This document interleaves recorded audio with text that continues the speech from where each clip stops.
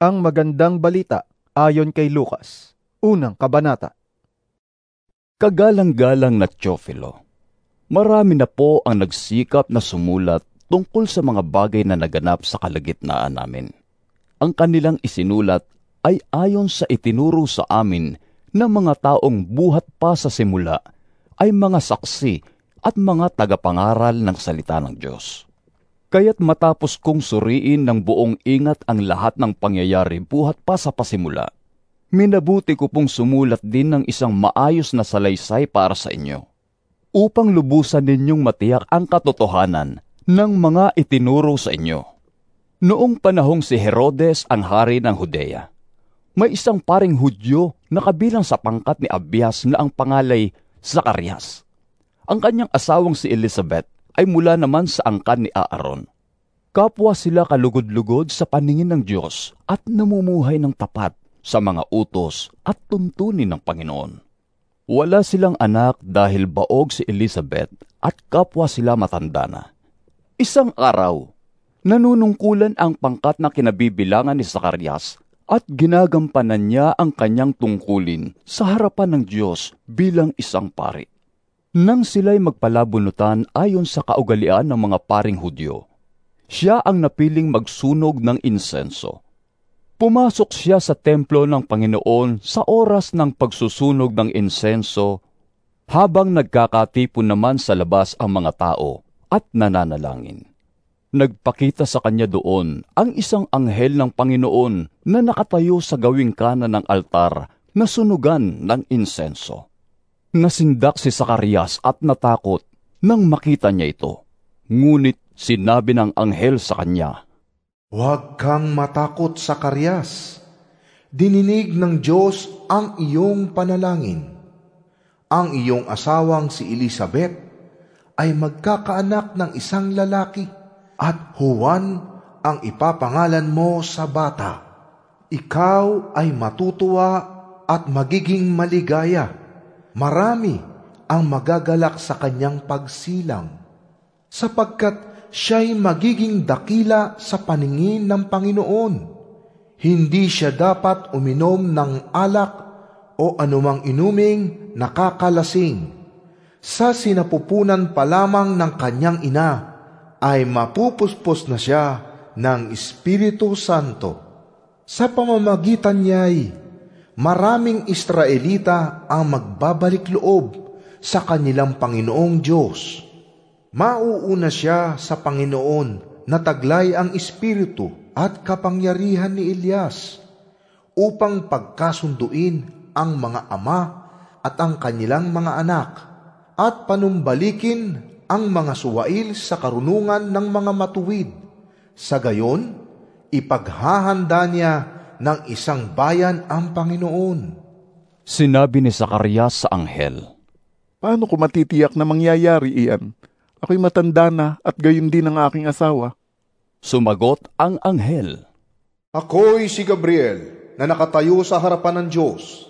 Isinugo niya ako upang dalhin sa iyo ang magandang balitang ito. Ngunit dahil sa hindi ka naniwala sa mga sinasabi kong matutupad pagdating ng takdang panahon, ikaw ay magiging pipi. Hindi ka makakapagsalita hanggang sa araw na maganap ang mga ito." Samantala, naghihintay naman kay Zacarias ang mga tao. Nagtataka sila kung bakit nagtagal siya ng ganoon sa loob ng templo. Paglabas niya, hindi na siya makapagsalita, kaya't mga senyas na lamang ang ginagamit niya. Napag-isip-isip ng mga tao na baka nakakita siya ng pangitain sa loob ng templo. Si Zacarias ay nanatiling pipi. Nang matapos na ang panahon ng kanyang paglilingkod, ay umuwi na siya. Hindi nga nagtagal at naglihi si Elizabeth. Hindi ito lumabas ng bahay sa loob ng 5 buwan. Sinabi ni Elizabeth, "Ngayoy kinahabagan ako ng Panginoon. Ginawa niya ito upang alisin ang aking kahihiyan sa harap ng mga tao." Nang ika-6 na buwan ng pagdadalang tao ni Elizabeth, ang anghel na si Gabriel ay isinugo ng Diyos sa Nazaret na isang bayan sa Galilea upang kausapin ang isang dalaga na ang pangalay Maria. Siya ay nakatakda ng ikasal kay Jose, isang lalaking buhat sa angkan ni David. Lumapit ang anghel sa dalaga at binati ito. Magalak ka! Ikaw ay lubos na kinululugdan ng Diyos. Sumasa iyo ang Panginoon. Naguluhan si Maria sa sinabi ng anghel at inisip niyang mabuti kung ano ang kahulugan ng ganoong pagbati. Sinabi sa kanya ng anghel, Huwag kang matakot, Maria, sapagkat naging kalugod-lugod ka sa Diyos. Makinig ka, ikaw ay maglilihi at manganganak ng isang sanggol na lalaki, at siya'y papangalanan mong Jesus. Siya'y magiging dakila at tatawaging anak ng kataas-taasang Diyos. Ibibigay sa kanya ng Panginoong Diyos ang trono ng kanyang amang si David upang maghari sa angkan ni Jacob magpakailanman.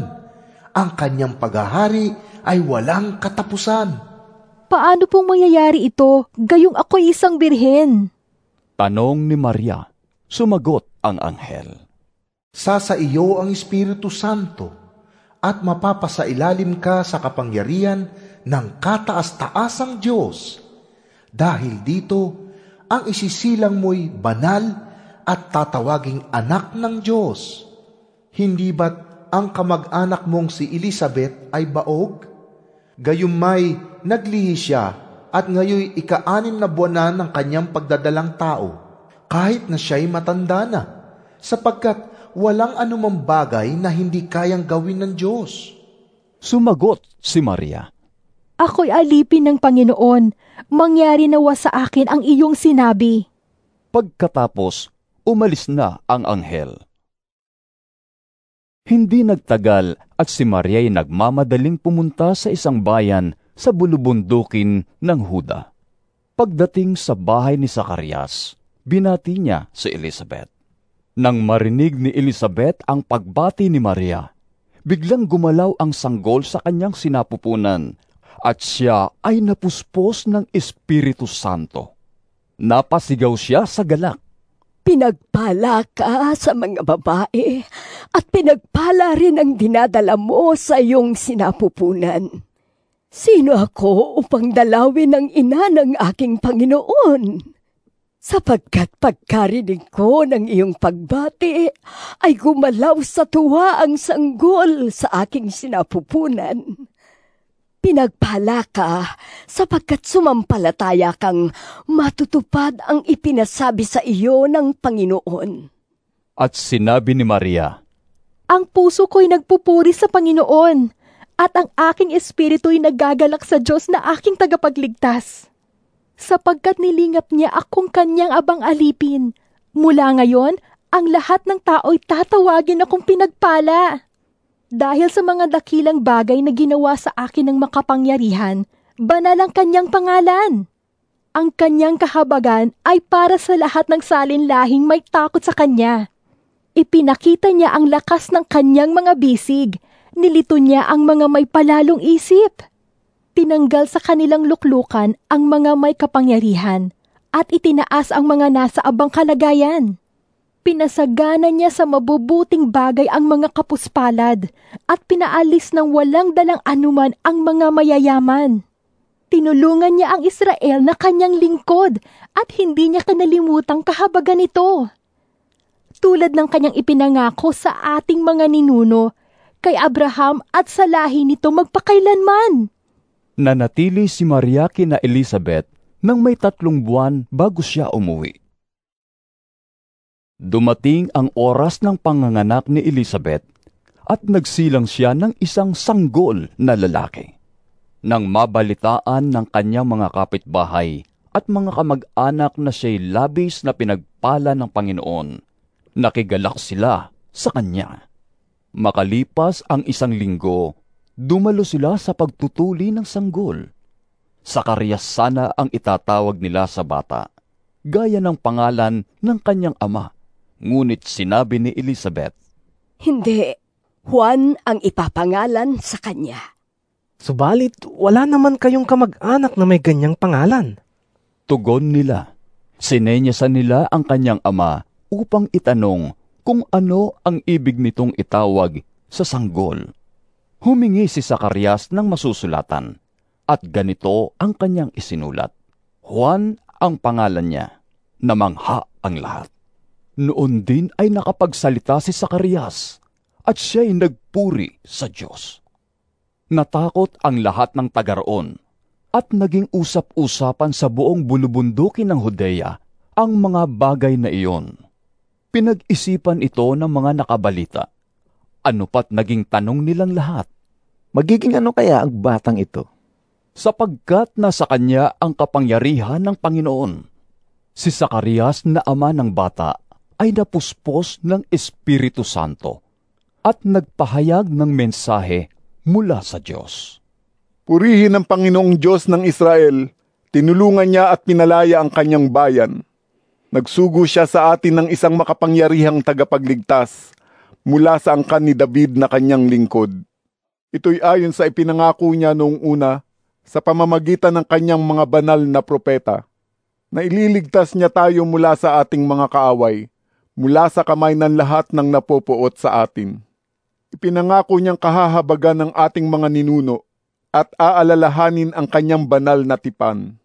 Iyan ang sumpang binitiwan niya sa ating amang si Abraham, na ililigtas niya tayo sa ating mga kaaway, upang tayo'y makapaglingkod sa kanya ng walang takot, at maging banal at matuwid sa kanyang paningin habang tayo'y nabubuhay.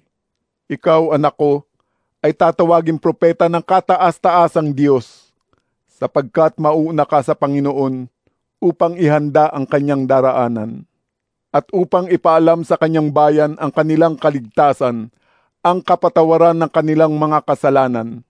Mapagmahal at mahabagin ng ating Diyos, magbubukang liwayway na sa atin ang araw ng kaligtasan. Tatanglawan niya ang mga nasa kadiliman at nasa lilim ng kamatayan, at papatnubayan tayo sa daan ng kapayapaan. Lumaki ang bata at naging malakas ang kanyang espiritu. Siya'y nanirahan sa ilang, hanggang sa araw na nakilala siya ng bansang Israel.